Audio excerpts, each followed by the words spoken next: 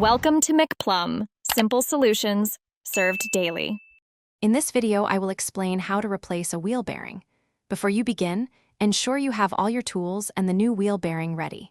Safety is paramount, so always use sturdy jack stands and wear appropriate protective gear like gloves and eye protection.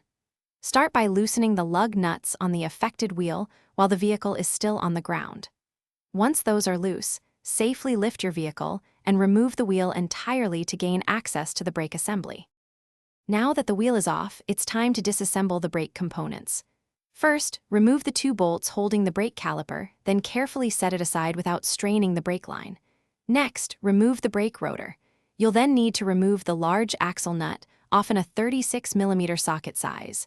After that, disconnect the steering knuckle from the upper control arm, lower control arm, and the tie rod end.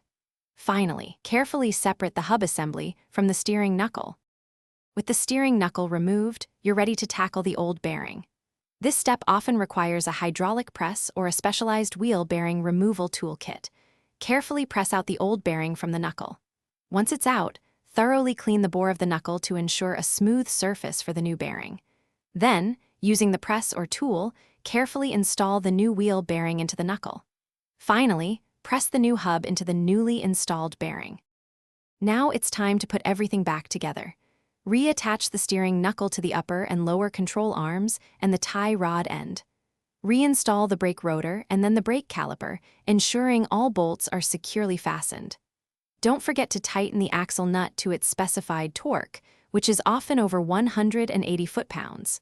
Finally, put the wheel back on, lower the vehicle, and take it for a short test drive to confirm everything is working correctly and quietly.